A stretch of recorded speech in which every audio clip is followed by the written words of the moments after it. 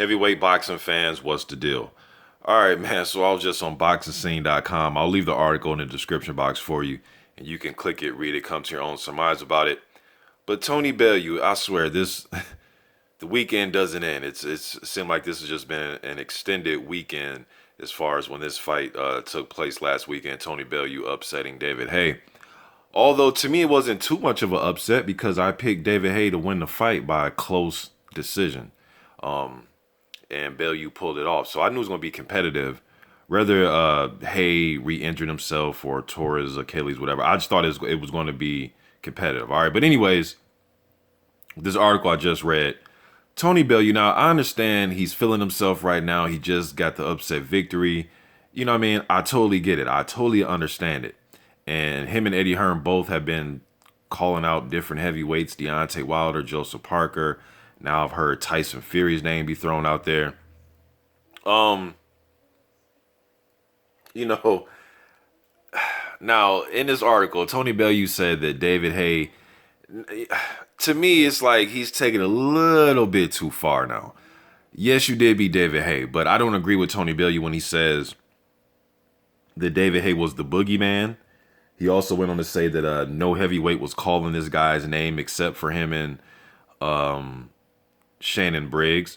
And he said nobody wanted to go around him. He was the boogeyman. People were scared of David Haye, and he went in there and took care of business. I wouldn't take it that far. I mean, David Haye had his chance to actually not fight you, Tony, but he had a chance to actually fight the winner out of Parker and Ruiz.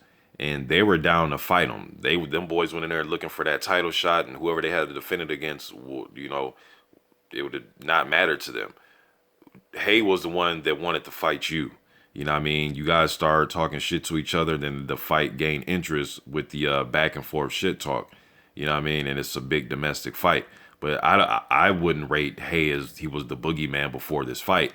I often said that he was the wild card, and what I meant by that is name, former title holder at two different divisions, hadn't lost a fight in years. His last loss was to Vladimir Klitschko. You know what I mean? And he can build up a fight. There's a number of reasons why I was picking Haye as the wild card. Plus David Haye has skills too. The dude can fight. You know what I mean? And just thought he was the wild card. Yes, you did beat him, but his style makes fights. When you go in there against those bigger heavyweights, David Haye's a 6'3" guy. Well, he fights even shorter. He fights shorter than his actual height. He doesn't fight a big man fight. He fights more of a light heavyweight, cruiserweight type of fighting style when he's 100% healthy. You know what I mean? But I understand what Bellew's trying to say, man, but David Haye was not the boogeyman. I'm just sorry. He wasn't the boogeyman. Nobody was scared of him. Nobody was scared to call his name. He was in position to get a title shot and he turned it down. The WBC, he fell out those rankings. He was high with the WBC once upon a time, some months ago, and then he fell out of those rankings when he didn't sign up for the clean boxing program. And the WBO was going to make him the mandatory, and he turned it down. So I'm trying to figure out who was scared of David Haye. And if you guys really follow me on my channel, man, you guys know that I'm not big into this guy's the boogeyman or they're scared of this guy. Now I may do a video asking the public, hey, is this guy the boogeyman or are people scared of him? But I'm not into that. Even when people were saying that Luis Ortiz is the scariest man, I'm not believing nobody's scared of Luis Ortiz. I think guys are a little reluctant, and they weigh out their options to fight other competitive fights. Maybe not Luis Ortiz, but even with Povetkin, when people are saying that certain guys are scared of Povetkin, I don't believe that. I don't believe certain guys are scared of Wilder. I don't think guys are scared of Joshua. I'm just not really big into, we have, 7 boogeyman running around. How can everybody be the boogeyman? You know what I mean? If anything, there's one boogeyman, right? Well, some of these damn boogeyman need to get in there and fight each other. Because I'm tired of everybody calling somebody the damn boogeyman. How can we? I just don't understand. I thought the boogeyman was just one guy that scares people. I didn't think it was 7 dudes running around in the same division, all being called the boogeyman by different fans. But that's just me, and I've always been like that.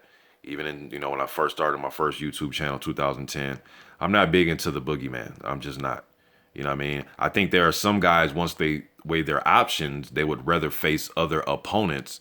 But just calling somebody, the flat out boogeyman, that's I really don't believe in that shit. Somebody will fight you. You know what I mean? But anyways, though, I understand what Tony Bellew's saying as far as his accomplishment, but I think he's taking it a little bit too far, saying that he got in there with somebody that nobody wanted to fight. I could see if it was like Luis Ortiz or something like that, but a lot of people wanted David Haye. You know, just David Haye didn't want to fight. He was trying to pick and choose and maneuver his way through, and it backfired on him. You know, whether you want to say it was an injured Achilles or not, it backfired. You know, props to David Haye, or to, props to David Haye. I don't dislike David Haye, you know what I mean? And props to Tony Bellew. And he was saying that, you know, underestimate him at your own peril, talking about the heavyweights. I want to see how this plays out, man. I've pretty much done a few videos on this about his options, going back down to cruiser, fighting the winner out of Marius Briedis and Marco Huck. You know, with that WBC title, maybe he can unify with Usyk. I think Usyk's fighting somebody, I forget who. Or is he going to stay at heavyweight and try to make, you know, one last major payday against a name? Maybe a big domestic fight. Maybe there's so much there. You know what I mean? So I guess we'll see what Tony Bellew does. You know, maybe a Haye rematch. Haye said he should be back within the next, 6 to 9 months. I guess we'll see what's going to happen with Bellew, man. You know, but I think he went overboard, you know, with some of the things he was saying about David Haye. But, you know, it's Tony Bellew's opinion, you know. But you guys let me know what you think in the comment section about everything that's going on. I'm going to leave that article in the description box. Like I said, I understand where Bellew's coming from, but I think he put a little bit too much sauce on it when talking about David Haye. But let me know what you think. I'm out.